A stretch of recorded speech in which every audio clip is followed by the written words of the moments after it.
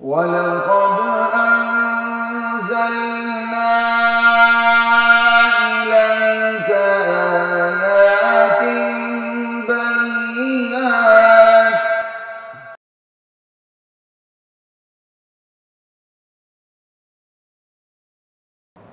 तो सबसे पहले यहाँ कहा गया, जो जिब्रील ने जो सवाल किया, साइल बन के आया, जिब्रील साइल बन के आया, सवाली बन के आया।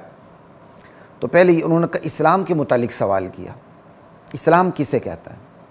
तो आपने जवाब दिया, इस्लाम ला इलाहा इल्लल्लाह और मुहम्मदुर रसूलुल्लाह का इकरार करना है, नमाज़ पढ़ना है, ज़कात देना है, रमज़ान के रोज़े रखना है, हज बैतुल्लाह करना। तो इस्लाम ज़ाहिर का नाम है। इस्लाम ईमान का इतलाक़ एक दूसरे पर होता रहता है। इस्लाम से मुराद कुल दीन भी है, ईमान से मुराद कुल दीन भी है। वैसे इस्लाम का ताल्लुक़ ज़ाहिर से है, और इस्लाम ज़ाहिर में जितना मजबूत हो वो ज़ाहिर में नहीं रहता, सीधे अंदर बातिन में घुस जाता है। और ईमान का ताल्लुक़ दरअसल बातिन से है। जब बातिन के अंदर ईमान मजबूत हो तो वो बातिन में नहीं रहता, वो छलक छलक के बाहर आता है। तो इस्लाम और ईमान एक दूसरे को यूं क्रॉस करते हैं। इस्लाम ज़ाहिर से बातिन की तरफ सफ़र करता है और ईमान बातिन से ज़ाहिर की तरफ सफ़र करता है।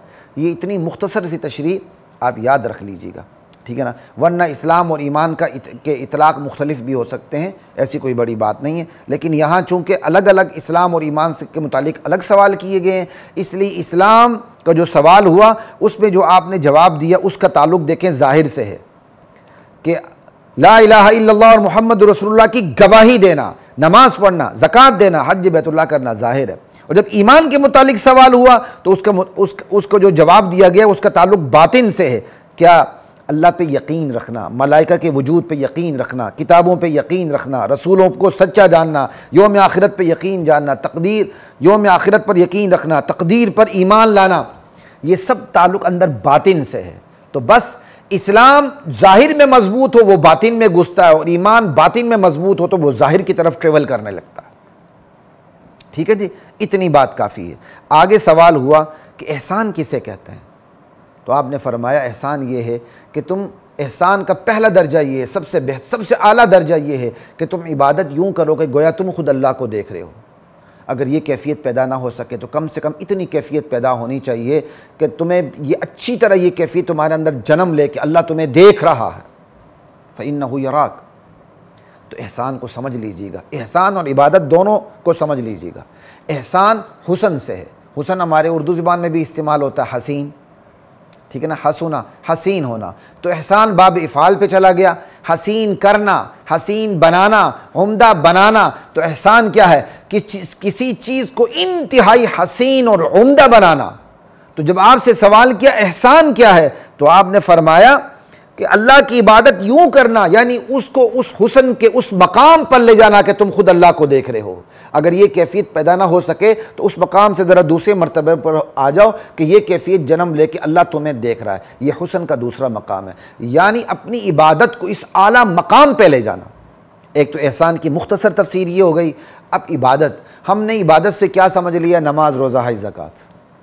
ठीक है, ये इबादत के अहम तरीन मज़ाहिर हैं, लेकिन इबादत पूरी ज़िंदगी का नाम है। हम 24 घंटे में शब व रोज़ अल्लाह की जो बंदगी करते हैं, कदम कदम पर अल्लाह की मर्ज़ी और नामर्ज़ी देख कर चलना, कि नामर्ज़ी पे ना चलना, मर्ज़ी पे चलना, यह इबादत है, यह बंदगी है।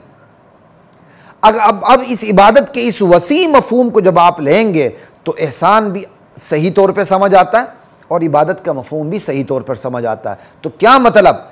अक़ीदे का मसला हो या मुआमलात हो, किसी के साथ आप डीलिंग कर रहे हैं, या मुआशरत हो, ताल्लुकात हो, ज़िंदगी का कोई भी पहलू हो, हर लिहाज से उस अमल को इंतहाई हसीन बनाते हुए पीक लेवल पे, आला दर्जे पर उसको अदा करने का नाम एहसान है।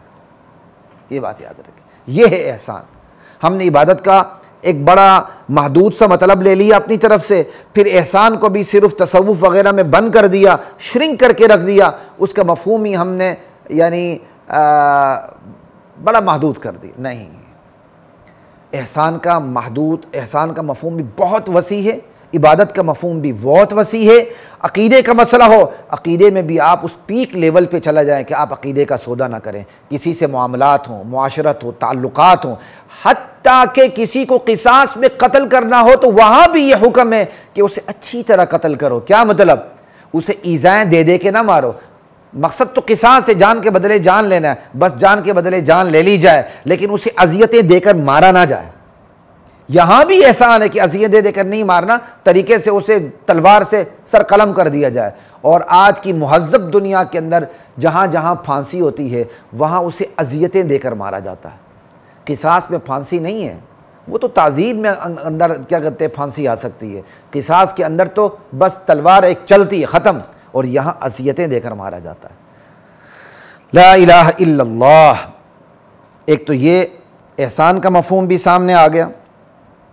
और जो अगली क्या बात है कि भाई उन्होंने क़यामत के बारे में पूछा तो नबी अलैहिस्सलाम ने इरशाद फरमाया कि क़यामत का मुझे इल्म नहीं। मालूम हुआ, ये बात मालूम हुई कि अल्लाह के नबी आलिमुल ग़ैब नहीं थे, वगरना आप क़यामत की एग्जैक्ट डेट ज़रूर बताते। आपसे अलामात पूछी गई तो मिन जानिबिल्लाह जो आपको अलामात बताई गई थी उनमें से आपने एक दो का जिक्र कर दिया।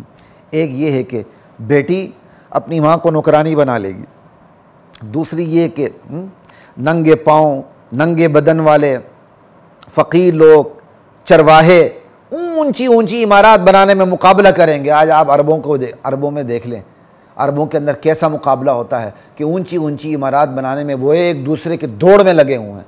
तो ये अरबों पर ज़्यादा बेहतर तरीके से ये हदीस फिट आती है और हम लोगों पर भी फिर दूसरे नंबर पर ये हदीस फिट आने लगती है।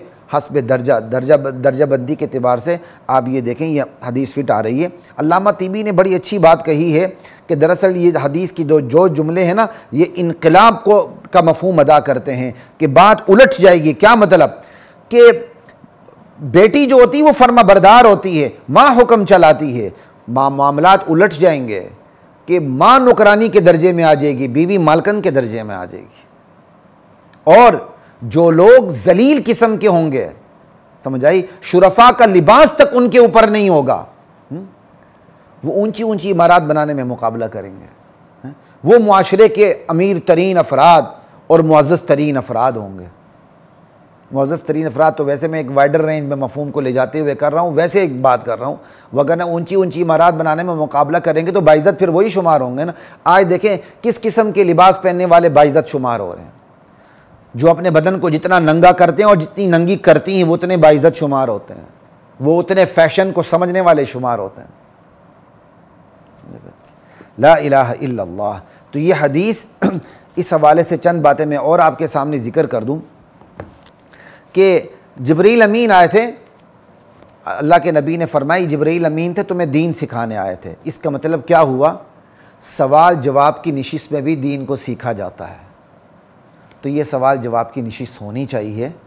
उलमा अपने मुताल्लिकीन के लिए, मुतवस्सिलीन के लिए सवाल जवाब की नशिस्त बर्पा करें, उनके सवाल और जवाब के, उनके सवालात के जवाब दिया करें, ठीक है ना। और अल्हम्दुलिल्लाह हमने भी इरादा कर लिया है, हम आपके लिए एक सवाल और जवाब की नशिस्त भी ला रहे हैं इंशाअल्लाह, अल्लाह ताला ने चाहा। सवाल भी होगा, जवाब भी होंगे इंशाअल्लाह उसके अंदर। तो अहले ये एक तरीक़ा कार है दावत को फैलाने का और ईमान, इस्लाम और एहसान को ज़िंदा करने का कि सवाल और जवाब की नशिस्त बर्पा हो। अब जब सवाल और जवाब की नशिस्त बर्पा होगी तो वाकई डर लगता है। हम भी आपके सामने आते हुए डर डर के मुताला करके बड़ी मुश्किल से बैठते हैं, हम पर कोई नौज़ुबिल्लाह ऊपर से वही नाजिल नहीं हो रही होती, ठीक है। तो बंदा डर लगता है कि पता नहीं कहाँ बंदा फिसल जाए, कहीं कहाँ जाके बंदा कहे ला अदरी मुझे तो कुछ पता नहीं, मुझे तो कुछ पता नहीं। तो ये हौसला रखें, जिसे ला अदरी का, जिसके अंदर ला अदरी का हौसला है ना, वही सवाल और जवाब की नशिस्त बर्पा करेगा। और जिसे ये हौसला ही नहीं है कि मैं ला अदरी कह सकूं, वो सवाल जवाब की नशिस्त आलिम होते हुए भी बर्पा नहीं कर सकता। अरे क्या फ़र्क पड़ता है कि भाई एक मसले का मुझे पता नहीं, मैं देख के बताऊंगा, कोई फ़र्क नहीं पड़ता, इससे मेरी शान में कोई कमी नहीं आती है।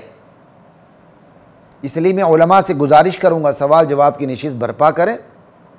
और बेहतर तरीका ये है कि अगर आपको ज़्यादा तजर्बा नहीं है तो सवालात पहले ले लिया करें, जवाब की तैयारी करके फिर सवाल जवाब की नशिस्त कायम करें, या बराह रास्त सवाल जवाब की नशिस्त कायम करें। पर्ची पे लिखा हुआ सवाल आए और सवाल पढ़ें, जिस सवाल का जवाब आता हो उसका जवाब दें, जिस सवाल का जवाब ना आता हो आराम से पर्ची रख लें, बरम भी रहेगा, बाद में आपका मुताला भी बढ़ेगा, फिर आप उसकी तैयारी करके दोबारा जवाब भी दे देंगे, कोई बड़ी बात नहीं है, अल्लाह तौफीक अता फरमाए। और ला अदरी कहने से इज़्ज़त घटती नहीं है। नबी अलैहिस्सलाम को देखे इसी हदीस में आपसे क़यामत के मुतालिक पूछा गया, आपको क़यामत का इल्म नहीं था, आपने बेतकल्लुफ़ आजिज़ी के साथ कह दिया मुझे क़यामत का इल्म नहीं है। कितनी बड़ी बात है। इस हदीस से ये भी पता चला जिस मसले का पता ना हो उसके मुतालिक ला अदरी कह देना कि मैं नहीं जानता, इससे इज़्ज़त घटती नहीं बल्कि इज़्ज़त बढ़ती है। और इस हदीस से ये भी पता चला कि जवाब देने वाले के अंदर भी तवाज़ु होना चाहिए। जैसे नबी अलैहिस्सलाम ने कोई नाउज़ुबिल्लाह कोई डांट के उसे जवाब नहीं दिया था, समझाइए, अपनी शान तवाज़ु को सामने रखते हुए आपने जवाब दिया था। और फिर सवाल जवाब की निशिस्त के साथ जो सवाल करने वाले जिब्रील अमीन हैं वो इंतहाई पाकीज़ा लिबास में आए थे, सफ़ेद लिबास पहना, काले बाल हैं, कितने हसीन होंगे। इसलिए अहले इल्म की मजलिस में आएँ अच्छा लिबास पहन के आएँ। ये नहीं कि लिबास अंदर से भी, सामने से भी अंदर घुसा हो, पीछे से भी अंदर घुसा हो। ये कोई आप मेरी बात को गैर पार्लिमानी अल्फाज में क्या कहते हैं वो गैर पार्लिमानी अल्फाज की तरफ ना ले जाएं। ये मैं आपको हकीकत बता रहा हूँ ताकि आप लोग बाज आएँ इससे। फजर की नमाज में भी देखते हैं शलवार अंदर घुसी होती है, आते हैं इतनी सी ऊपर शर्ट सी पहनी होती है। ये पहन के आप जॉब करने जाएंगे, किसी दुनिया की शख्सियत के सामने जाएंगे, सिर्फ अल्लाह की यतीम बारगाह रह गई है जिसके अंदर आप आते हैं तो इतनी सलवटें क्या कहते हैं लिबास पे पड़ी होती हैं और हर तरफ से लिबास अंदर को घुसा होता है मुख्तलिफ जगहों पर। तो ये हदीस ये भी बताती है कि आप सवाल जवाब की निशिस्त में आ रहे हैं, उलमा के पास चल के आ रहे हैं, अच्छे लिबास में आए। यह हदीस ये भी बताती है जहां तालीम की निशिस्त हो वहां अच्छे लिबास में जाना चाहिए। ला इलाहा इल्लल्लाह। वलक़द अंज़लना